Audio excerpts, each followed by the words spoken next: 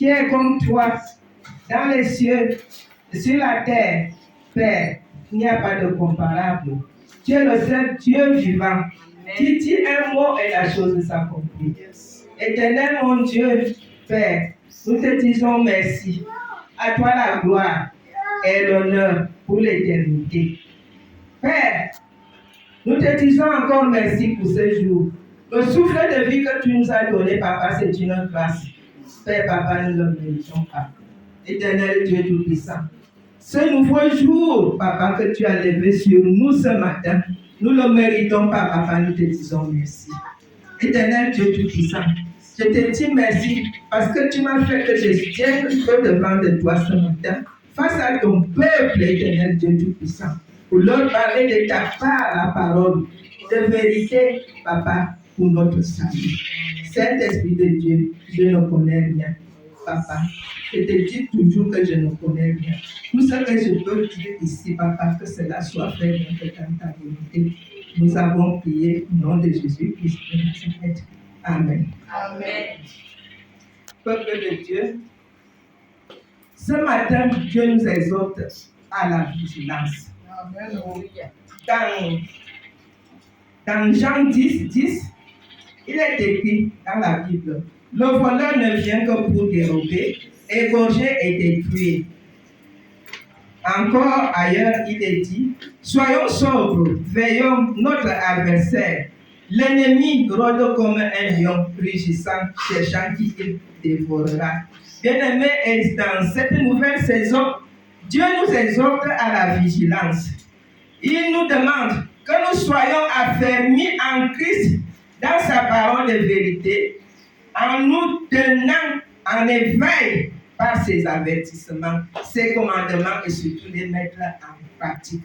Il nous demande de nous tenir en éveil, parce qu'il savait que le voleur, l'ennemi, est là dans ce monde où nous vivons. L'ennemi ne veut pas notre vie, il veut seulement notre mort, et c'est pour cela qu'il nous dit ce matin que nous devons être affermis en Christ dans sa parole de vérité, que nous devons rester toujours éveillés, ne dormons pas, parce que si nous dormons, l'ennemi va nous arrêter et il va nous égorger et il va nous tuer parce qu'il ne veut pas notre vie. Alors que Jésus lui dit que lui, il est venu pour nous donner la vie et que nous soyons dans cette vie dans l'abondance. Ce que l'ennemi ne veut pas. Et il nous interpelle ce matin d'être éveillés. Nous allons voir ça dans Matthieu 24, 36. C'est deux personnes.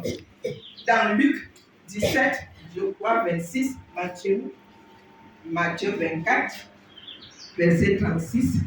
Ça concerne Noé. Là, c'est Noé. Et nous allons voir dans l'autre, parce que les choses se sont produites pareillement, de la même manière. Dans l'autre, c'est dans le 17, 26. Donc, nous allons plus précisément parler pour Noé. Nous allons lire. Pour ce qui est du jour et de l'heure, personne ne le sait.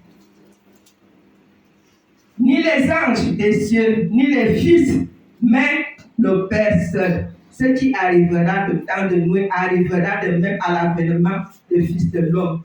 On continue, vous allez lire la suite parce que nous connaissons la suite. Ce qui est arrivé au temps de Noé arrivera aussi quand le Fils de l'homme viendra pour son avènement. Bien-aimés, ce qui s'est passé au temps de Noé, ce qui s'est passé au temps de l'autre, c'est la même chose. Parce que les gens là étaient dans la distraction. Bien-aimés, sortons de la distraction. Ces gens-là, c'est la distraction. Et nous aussi, nous vivons la même chose. Nous sommes toujours encore dans la distraction. Si nous ne sommes pas éveillés, nous allons aussi périr, comme Dieu a fait périr tous ces gens-là qui étaient dans la distraction. Chez Noé, c'était le déluge, c'était 40 jours et 40 nuits, c'était l'eau.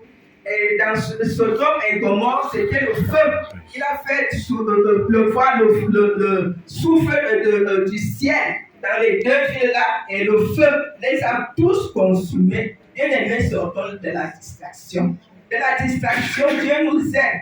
Bien-aimé, le souffle de vie que Dieu nous donne maintenant là, le souffle de vie, le nouveau jour qui s'est levé à nous ce matin, ce n'est pas en vain.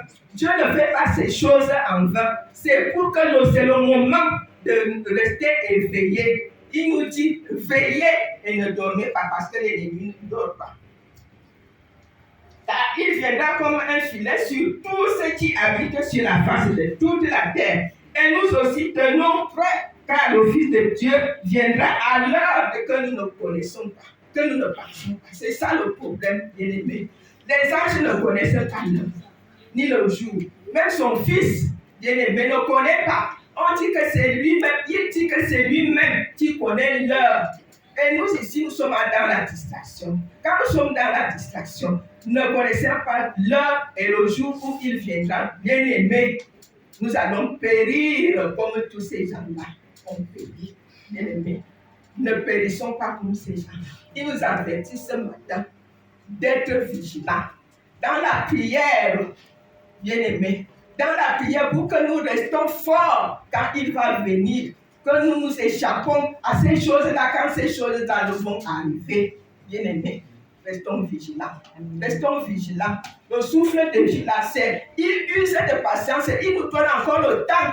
Le souffle de vie, le nouveau jour là, ne te contente pas. Et le jour s'est levé, j'ai encore son souffle de vin. Lui, son souffle de vie, Dieu, lui, ne donne rien. Il connaît ce qu'il fait.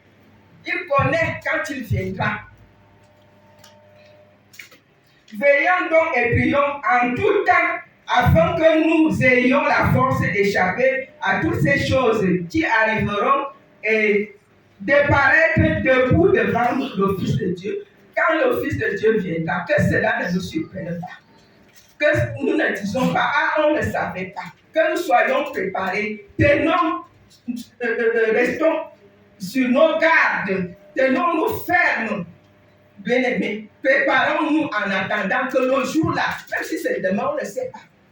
Même là où nous sommes là, on ne sait pas. C'est lui seul qui connaît. C'est grave parce qu'il dit que c'est lui seul. À tout moment, il peut faire quand il veut. Bien-aimés, que nous ne serons pas surpris. Que nous ne disions pas qu'on ne savait pas. Ces gens-là étaient dans la distraction. Bien sûr que Noé était un prédicateur. Il les a encore parlé, mais personne n'écoutait. Comme nous sommes ici, nous recevons les messages de Dieu, les prédications dans ce lieu. Mais bien aimé, nous sommes toujours. Il y a des murmures, on conteste. On ne fait pas la volonté de Dieu. Quand on ne fait pas la volonté de Dieu, c'est la désobéissance. Dieu ne veut pas cela. Bien aimé, c'est pour cela qu'il a fait détruire tous ces vieux-là, autant de Noé, autant d'autres, parce que les gens-là étaient dans la distraction. Et c'est le moment de nous réveiller. Sortons dans la distraction, dépouillons-nous des œuvres des ténèbres, des œuvres charnelles, la convoitise charnelle. Dépouillons-nous, c'est ça qui nous tient encore dans ce monde. C'est parce que nous sommes encore dans le monde. La chair nous domine encore. La chair nous domine encore. Et nous obéissons à la chair plus qu'à Dieu. Sortons, dépouillons-nous, revenons en Christ. C'est Christ qui est là, qui a la vie. L'autre là, il veut notre mort. Il ne peut rien nous donner. Revêtons-nous des armes de la lumière en Jésus-Christ, qui est la lumière et qui donne la vie et la vie en abondance. Dieu réserve les injustes pour être punis au jour du jugement. Et il sauve et délivre toujours l'épreuve d'un homme pieux, d'un homme juste, d'un homme intègre, d'un homme qui vit dans la crainte de Dieu. Moi était juste, c'est pour cela que Dieu l'a sauvé. L'autre était aussi juste, c'est pour cela que Dieu l'a sauvé. Bien-aimés, veillons, prions pour que ce jour-là, quand ce jour-là va arriver, que nous ne soyons pas surpris. Le souffle de vie que Dieu te donne, ce n'est pas enfant. C'est le moment de te repentir, d'arranger ta situation avec Dieu, que quand il va venir, il ne va pas te trouver debout, bien-aimé. C'est le message vigilance.